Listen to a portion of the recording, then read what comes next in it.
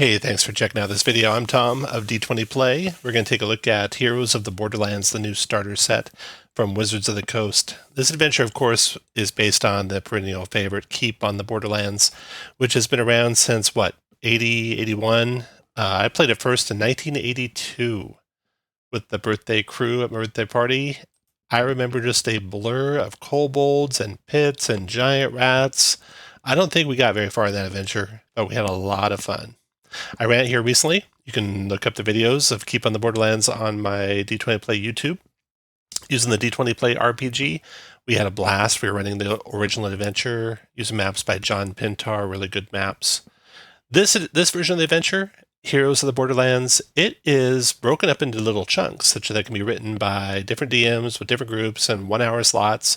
Really cool little format, and really well done the way they did it. But what I'm going to be doing is pulling out the adventure into a more classical form, sandboxy form, 3 to 4 hour sessions with a group of dedicated players. Really, D&D the way D&D can really be enjoyed. If you're a DM looking for that aspect of this adventure, this video is for you. Let's take a look. So I played it a couple times now. You can see my brave hero adventures, some of them actually dead. Flicker and Finn and others may rest in peace. This is not an easy adventure, at least not the way I'm running it, but it's a lot of fun. And it's sandboxy, so it's like a site-based adventure. The heroes will start here in the Keep on the Borderlands, nice map there by Will Doyle and Stacey Allen. They'll be able to explore the whole wilderness area around the Keep, the woods, the trail, the fens, and of course the Caves of Chaos. And there is kind of a semi-interwoven plot here, but really it's a setting with adversaries with the goals. And the party can interact with that setting and those adversaries in any way they want. They can go there just to extract some treasure and get out. They can kind of get entangled with trying to rescue some people from the Keep that have been captured, or go against the Cult of Chaos itself and destroy the cult and destroy their bell artifact that they're using to summon monsters to the caves and summon undead to the caves. Really cool adventure. So I have a set of notes here that I will be referring to as we go through this video, and I will try and put most of it, as much of it as I can fit, into the description of the video so you can reference it later. But this will be full of spoilers. If you're a player, play the adventure, come back, let us know how it went in the description below or in the comments below. If you're a DM, and you come with other cool tips and cool tricks, throw those in the comments below. I'd love to see them. So the adventures for levels 1 through 3, the project lead is Justice Arman. It is, I would say, paced for 4 hour sessions. You might have a little bit more, because that assumes a pretty fast pace. Session 1 should be the party gets to the Keep on the Borderlands. And before they get to the Keep, they should know why they're going there. They should know about the Caves of Chaos. They know they want to get a base of operations at the Keep, but then head out to the caves as soon as they can. So arrival at the Keep, a couple wilderness encounters potentially, and a couple of caves explored in the first session. And then split up the rest of it in the next 3 sessions.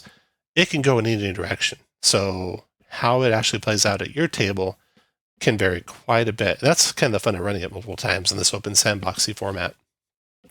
There are some quests in the Keep which we'll talk about, but let's talk about seeding some information with the party before they get into the adventure. I like to do this so that they can share character information in character, if at all possible.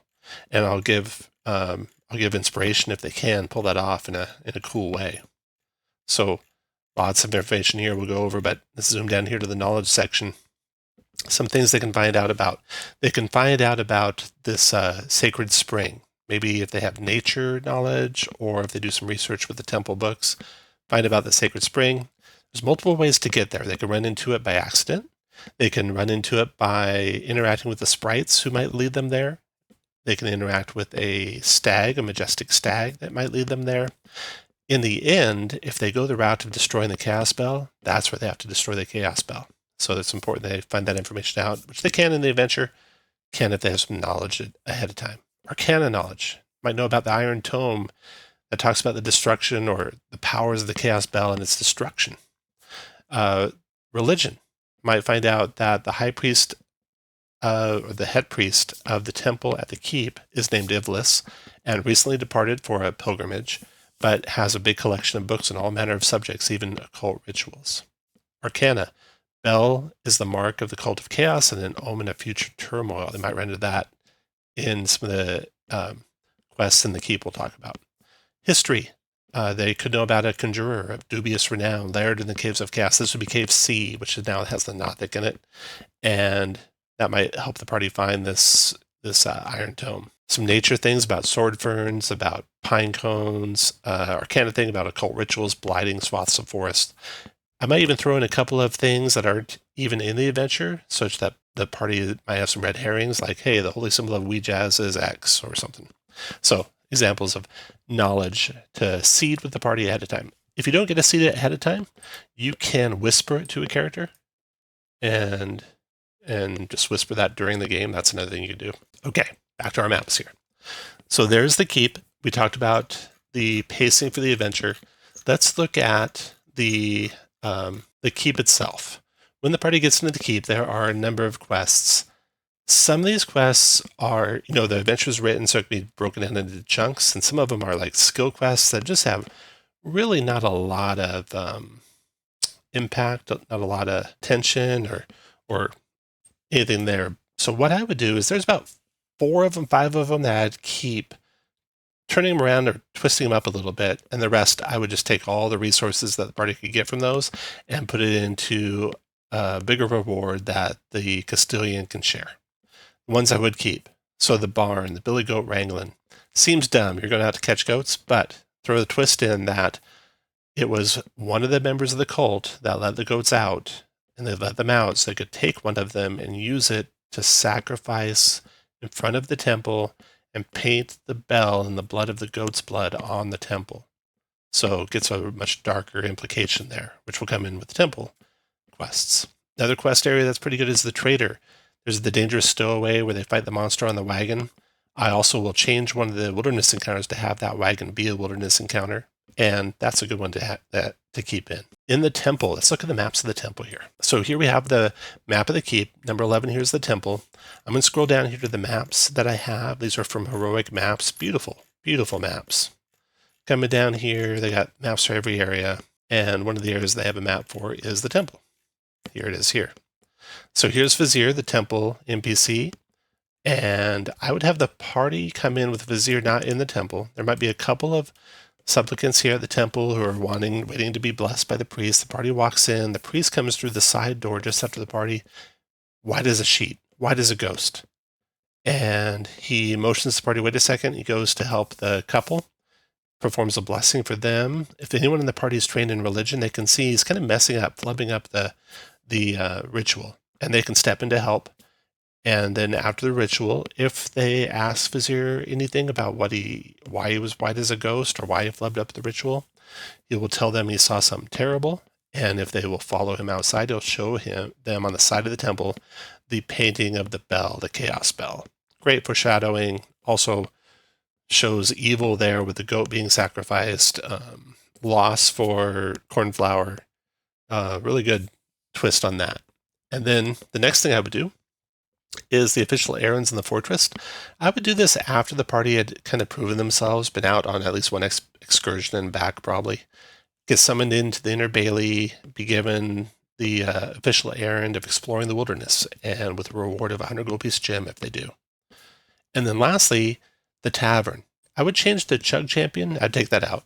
I'd keep the 50 gold in reserve there and replace it with the Lost Cake and Lost Niece. So let's look at that map. Come back here to the maps of the keep, and we'll scroll over here to the tavern. At the tavern, we have Umbrusk. Umbrusk, when the party arrives, which they should arrive late in the day. They arrive at the keep late in the day. They're looking for a place to stay and a place to eat. Umbrusk is out there watching toward the gatehouse. When the party's walking up, the gate shuts with a resounding thud. Umbrusk shakes his head and walks back inside.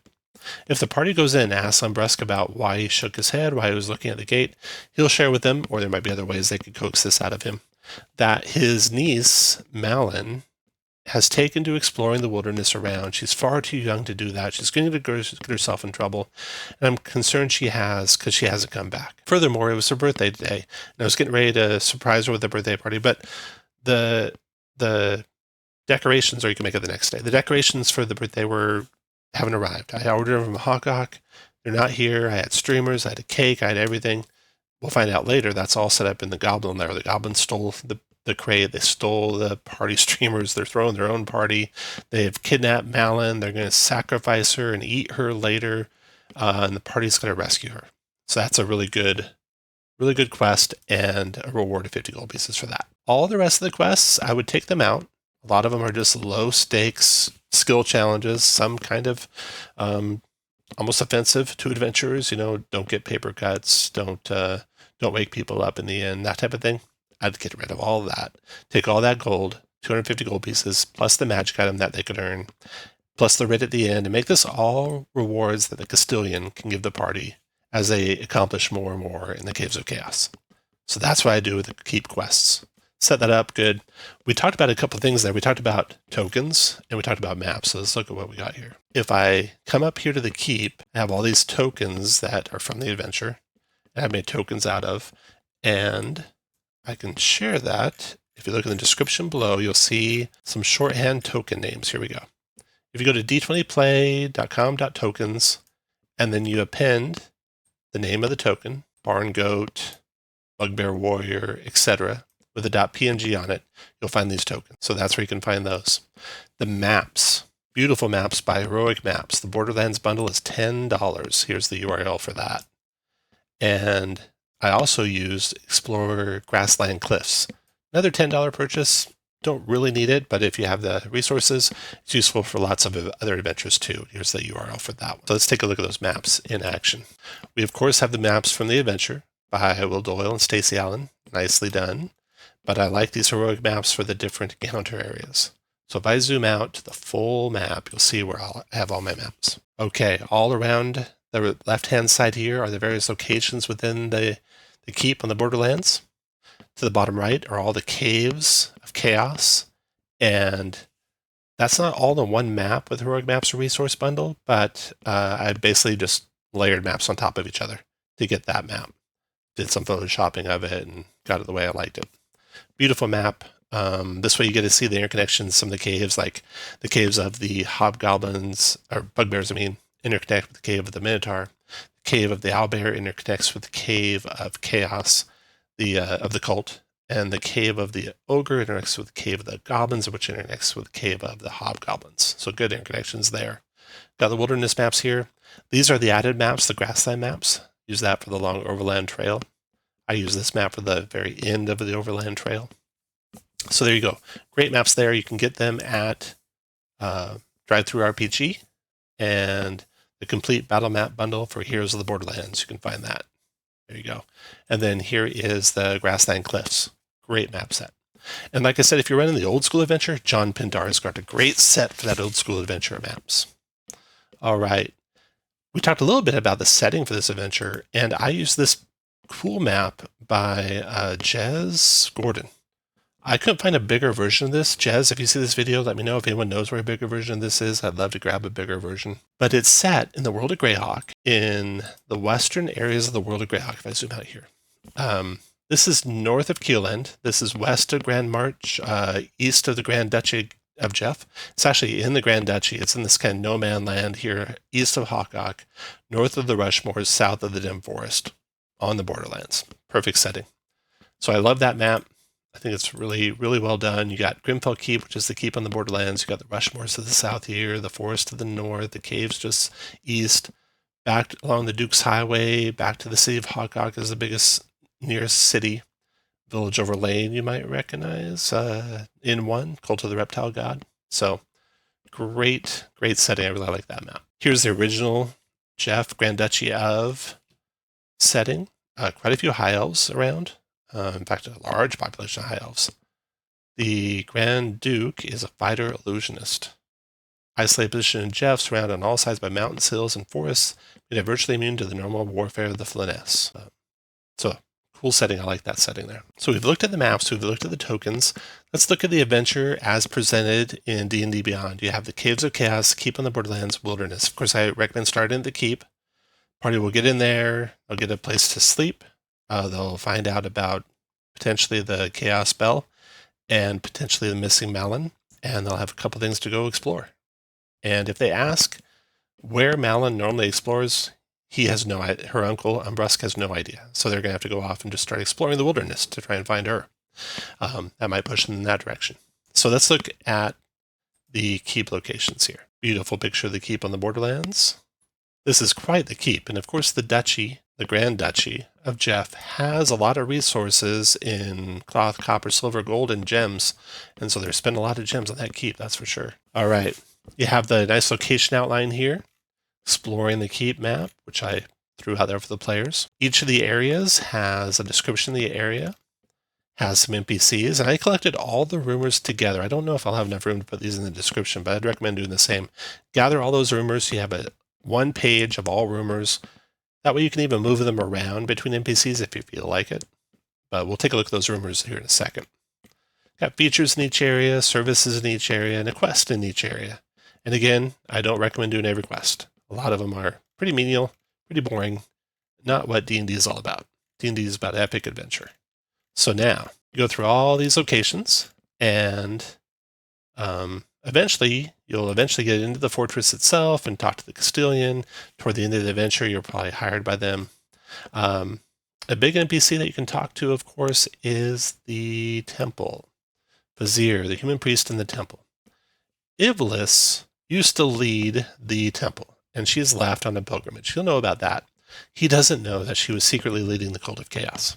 He does know that she kind of battled with Xanthi, who's been banished off into the wilderness, into the woods. And he doesn't know what the beef between her and Xanthi was, so he can't lead the party any further there. But what the beef was that Ivlis is, of course, the leader of the cult of chaos, and Xanthi figured that out. Xanthi found a book on the chaos spell, tore some pages out of it about how to destroy the chaos spell, and was banished from the keep. She doesn't know that Vizier's taken their place now. She still thinks Ivlis is leading the temple, so that might lead to some mistaken identity. But that's an important NPC for the party to talk to as Vizier, for sure. All right, now let's look at the next chapter. The next chapter will lead the party out into the wilderness. There's 4 regions, and there's a big table of wilderness encounters. I'd recommend from the very start combining the tables with the regions, so you have 12 different things you can run into for encounters. Let's look at encounters in the trail area. So right away you have a looted wagon. You have a talkative traveler. I would replace this talkative traveler one with the wagon that has the ooze within it. And that comes out of the keep, area 6, trader shop, one of the quests I'd recommend. So we were partway going, I think we cleared all the quests, yeah. So that's a quest I'd recommend. And it's got the description here of the Dangerous Stowaway, the ooze, and the wagon. Good encounter, good reward there. I think that's a good one to keep. Okay, back to the wilderness. We had an empty wagon, a wagon with the ooze in it. Again, no Malin. Malin's gone. Malin's been kidnapped. And then game trail, which is fine the way it is. And then bandit ambush, which is fine the way it is. Those bandits won't know anything about Malin necessarily.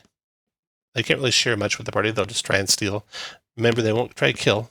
They don't want to kill. They don't want to be wanted for murder, just as for thievery. Then, let's see what the wilderness encounters we add to the trail are. You got some hobgoblin warriors. You got cornflower. This should be right near the keep or west of the keep, not too far east. She won't go east. That's dangerous. Got some bandits. Got a guard chasing a bandit. Got some cultists proselytizing. Got a friendly knight. Shannick out practicing. I don't know if I'd have Shannick run over the party or not. Up to you. And the traveling curate. So there's the trail encounters. The woods. Some interesting stuff going on in the woods. The first encounter of the woods is Xanthi's hut, the hermit. So Xanthi was run out, banished months ago from the keep. She'll initially be hostile to the characters who she believes have come to maybe harass her, attack her, whatever. But she knows about Jacko, and she knows that the temple's head priest is a demon worshiper. The party hopefully will ask her the name of the head priest, and it'll be Ivlis, not Vizier. So once the party gets ingratiates themselves with Xanthi, then she may share with them how to destroy the chaos spell. She tore those pages out of the books at the temple. She has them in her possession, and they detail how to dip the chaos spell into the sacred spring under the moonlight. So that's importantly, the party can follow up to get rid of the chaos spell. You have this cult ritual going on, and then let me go back to my map here of the cult ritual area. So here's the cult ritual in the forest.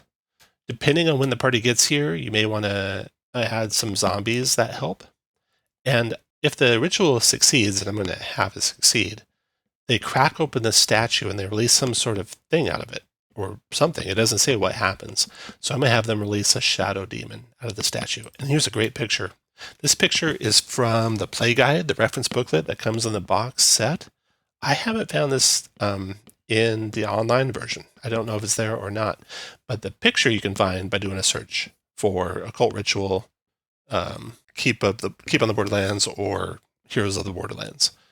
Great picture of that occult ritual going on. I love it. They will summon the shadow demon, and this cult ritual, this thing's got like these antler horns. I thought, what demon has antler horns? And a shadow demon turns out to be a great demon for that, horns and all. So when the shadow demon emerges, I will have it maybe make one attack, maybe none, and then after that attack, flee into the shadows, because I want it to return when the party comes to destroy the chaos spell as like the final last stand against the party. And by that time, maybe it's it on itself against party of third level characters won't be much. So maybe there's some corrupted forest denizens that'll add to that encounter. I haven't got there yet. I'll think about that a little bit more. So let's go back to adventures. Okay, so that's the occult ritual going on. You got the sacred spring. So the sacred spring is where they got to destroy the bell. I will let them find it one time randomly, and it can heal them, like it's written in the adventure.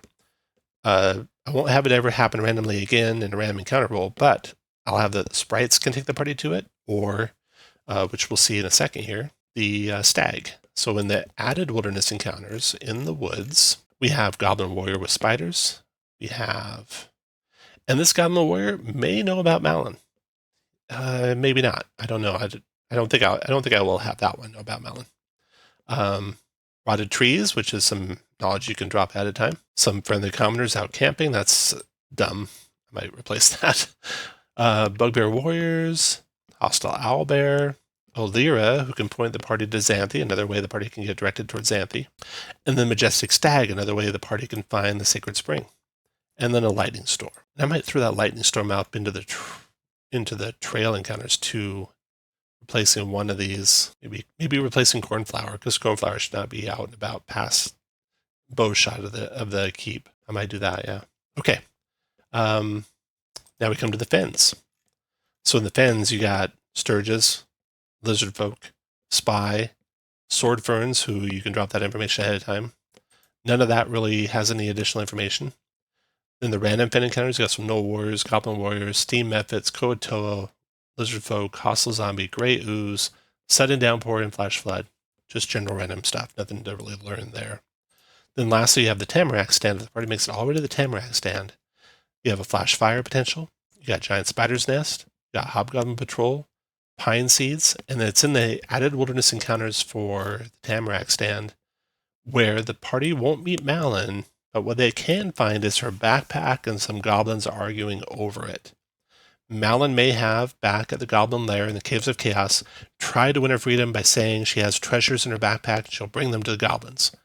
Well, the goblins just went and found her backpack instead. And now they're saying, oh, she's a liar. She's a dirty little liar. We will eat her flesh and drink her blood and blah, blah, blah, horrible things that will do to her. And that might lead the party to try and follow them back, try to capture them and question them, and find where Malin is. You got Sturges, Ogre Zombie, a Mimic, the Hiker. I'd place the Hiker with Vinx. Vinx is normally in the Goblin Lair, but I'm putting Malin in the Goblin Lair. I put Vinx as the Hiker here, but I'd have Vinx having had to run in with bandits and is tied up. And she's pretty salty about that. And then you can have her family heirloom being captured by the bandits or keep it with the goblins, your choice. Red Dragon flying overhead, foreshadowing. There you go. So there's the wilderness, and beautiful maps here by Heroic Maps, the different wilderness locations. You got the Tamarack stand, you got the fens. Here's the map, and I can change that, just send it to back. The map and Jacko's lair. You got Xanthi's hut, and Xanthi's hut, you can map of the inside there by Heroic Maps too. You got the Sacred Spring, day and night. So all different choices. Beautiful maps, beautiful outdoors maps. You have all these beautiful maps of inside the keep of the Keep on the Borderlands. Now we come to the Caves of Chaos. So here we go. I put all of the caves on one map such that I can just stay on this map, not have to go map to map, and have the interconnections of the maps. I started with the heroic mapstead of the ground level caves, and then I just photoshopped on the different higher level caves in their various It was a little tight here. I think I might have had to do some actual massaging in Photoshop to make this fit, but works good. Works good. So let's go through these caves and what you can expect there. Of course, you got the Kobold Cave. This is what I remember from my childhood when we were 12 years old, falling in the pit. There's like a bajillion rats over here in the original adventure. 1,000 kobolds. The original adventure is so packed full of creatures. I cut it almost in half when I ran it recently with a D20 Play RPG, and it's further cut down in this version of the adventure, and I don't mind that. Now, it's cut down a little bit too much. You'll probably have to beef up the encounters, make them a little tougher, if you have a party of 5 for sure. But if you're just starting with brand new players, run it as written, and then slowly beef it up as you go, as the party starts to get good at playing the game. In the kobold there, they have a copper dragon wyrmling. I would not, and I was partway through an encounter here, I would not have that copper dragon wyrmling stay with the party after being rescued. I'd have it get called away by its mother. The party hears a dragon screech in the forest far away.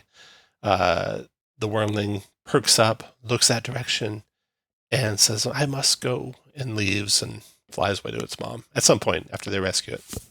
So there's that guy. You have Mephits in what used to be an orc lair, but orcs are PC races now, so Mephits in the orc lair, mimic in there. Nothing really much to learn in here. There's some scribbling on the walls in here. What word do they use for that? I don't even know what the word is. Let's look at, I had to look it up. Caves of Chaos being the next chapter. Oh, no. I'm wrong. Caves of Chaos, I think, is the first chapter. It is. Okay, so let's come back to the caves. And we're in the kobold there. We looked at that. Nothing really to learn in the kobold there. Just kind of run it as written. And then the Mephit lair. In the caves of the Koatoans. Rupestrian gibberish. I have no idea. Had no idea what Rupestrian was. It has to do with writing on rocks. Anyway, I just threw in some Cthulhu-esque type writing that they were writing there. Why are the Koatoans here? I'm not real sure. You might come up with some reason for them to be here, other than that it's wet. The Nothic lair. So let's look at the map for that. That's this area over here. This is a cool area where the party can find the Iron Book. They can find stuff out about the Chaos Spell and how to destroy it. So real important information there. They can also find that same information out from Xanthi. So 2 paths they can take to try and find out how to destroy the Chaos Spell. The Nothic in this place doesn't want to fight and will hand over the dead adventurer in the cave in his room if the party just defeats the carrion crawler and doesn't attack him. So that's good. There's a failed ritual to the west. I had a party roll really high on Arcana check to figure out what that ritual was, and came up with on the fly that they were summoning a demon spirit of Baphomet, and it was let loose. And that works great because, of course, the Minotaur to the west of here is Minotaur of Baphomet. So something you can use if you need to, or whatever other idea you come up with there. Next layer we got is the Goblin lair. And this is where, if you had seeded there the idea of the birthday crate being stolen, Malin being captured, you have Malin here, you have a birthday cake, you have the streamers and such, and the goblins partying, doing their weird fae dances, gonna eat their cake and then roast Malin for dinner afterward. Hopefully the party can stop that, save Malin, take her back to her Uncle Umbrusk, and save the day. There's a scary spider that the goblins are friendly with, so they can try and lure it out. If the party's attacking them, they can run toward its cave and try and pull it into the fight. That's a fun cavern. And they have an interconnect here into the Hobgoblin Caves. This should be a pretty steep slope here up until it gets clean and worked. And of course, you have a gelatinous cube. Let's get back to that in a second because we're going to come back up here too. The next cave in the list is the Ogre Lair. So the Ogre Lair, this guy is a mercenary. He'll fight for money, but he doesn't bargain or reason or anything. You take money or me smash. You give money or me smash. And so early on, the party can't really do anything about him. They can run and he won't really follow. He's pretty lazy. If they're second level, they could take him on, and they might. And he'll call for the help of his dragon. You want to foreshadow that a lot. You want to have the burned corpses outside. You want to hear the dragon roar, maybe the round before, then the dragon appears. Once he gets into the fight, let loose. The party should run if they're first or second level. Their third level, they could probably take both the ogre and the dragon. If this fight goes in such a way that the dragon lives and the party flees and the ogre is dead, the dragon might relocate to the cultist cavern, Cave K, and make that a really tough fight. Or it might just try to stay here and make this whole little cave its lair, and it's now the master of this part of the caverns. Whatever you think's best. Then the next cave we got is the hobgoblin lair. And they are kind of decimated. Their numbers are way diminished. You could make up a reason why. I don't think I really thought too hard about why they were diminished in number as much as they were. As the party gains levels, more and more hobgoblins can show up. That's the bell summoning more hobgoblins, so you can do that. They have the cube, which is a dangerous foe at first or second level. Very dangerous, and it should be. Cubes, you can't see them when they're not moving, but this one is on a steady circuit, so the first time the party runs into it, you should let them see it before it is on them. Just coming around this first corner or whatever corner it happens to be coming around when the party is there. If they return, it might be stationary, waiting at one of the entrances, and then maybe they won't see it until they run into it. So that's a good thing there. Not a lot of hobgoblins here to fight. Pretty, really weak. They're strong opponents though. How many hit points they got? 11 hit points. Their longsword attacks are pretty strong. 2d10 plus 1. Really strong, actually. All right. So there's the Hobgoblin Cave. Now you got the Shun Caves. These are the caves of the Owlbear. And they connect into the Cult Cave. And this is interesting because this is where the sandbox nature of this whole area, the party can go anywhere they want. And you might want to have a discussion with them about, hey, you guys probably have, developed a retreat methodology. The leader calls retreat, we retreat, or two people call retreat, we retreat, something like that, because they need to be quick on retreating in some of these locations. Anyway, in the Shen Caverns, you have the Owlbear, you have the Grey Oozes, and it connects right into the Cult Caverns. And you have the tomb of an old cult leader, you have cult barracks. I put the other cultists that aren't in the barracks over here in the secondary temple here. We'll come back to the rest of this cavern. So we'll stop here at the Shun Caves. There's that. And then we have the Bugbear Lair. And these bugbears, they are planning how they'll go after the keep. So the party might be able to overhear some plans about the keep. They might be able to overhear some information about the ogre. There is a connection, a secret door into the Minotaur Lair. Minotaur Lair is next. The Minotaur, it is got the spirit of Baphomet in it. And it was dangerous before. It's even more exceedingly dangerous now. Bloodthirsty. It's abyssal glaive doing huge amounts of damage. My God, 35 points of damage with that attack I just rolled. So this thing's tough. 85 hit points, CR3. Should be a late stage, third level, second level, late third level, second level, or third level for the adventure. Secret chamber here with some treasure, sturges, etc. Sturges, again, are tough in this version of D&D. Okay, that was the Minotaur Lair. Then, second to the last, we got the Knoll Lair. And this isn't really they're just kind of exploring it. This is an abandoned temple that the cult will expand into at some point. In the original adventure, there's a lot more caves in this area. It's kind of all tied together, I think. I think you could go from the Caves of Chaos to this cavern complex to the Hobgoblin complex. There's a Medusa in here. There's definitely a gelatinous cube as well. The hallways of the temple were much more expansive. I kind of wish, it's too bad they didn't keep the expansiveness of it, because I'd love to see heroic maps do those maps. They'd be beautiful. Anyway, in this cavern, there is a secret chamber with some zombies in it there. There's gnolls exploring the other chambers, refuse all piled together there. No big secrets to learn there. That'll guide them to their final destruction of the chaos.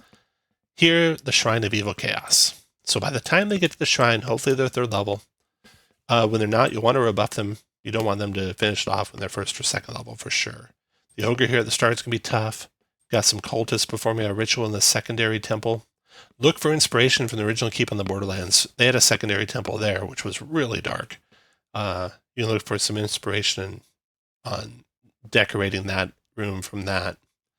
They have 4 skeletons and 4 zombies that can be called in the main temple area. I'd up that to 8 and 8 for sure, if not more.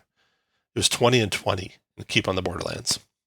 And the infos, Narthus, picture here of Narthus, and Iblis are challenge rating 1 and 2. Not strong. This is where bringing the dragon in here could help that, or just careful, smart play on the DM's part as much as possible.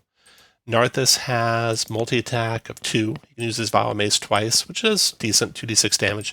Fateful Bolt, which does d12 damage twice, so not terrible. And he'll be, of course, supported by a whole bunch of zombies and skeletons. When you get to Iblis, she has no support. And so this is where if she had a dragon backing her up, that'd probably be pretty good. Iblis has 3 attacks with a Chaos Bolt, each one doing 2d6 damage. So not a lot of damage, really. And their hit points are really low, too. I would multiply their hit points by 1.5, which I've done here. So make that a little bit tougher fight. That zombie's tough, but that'll be a tough fight.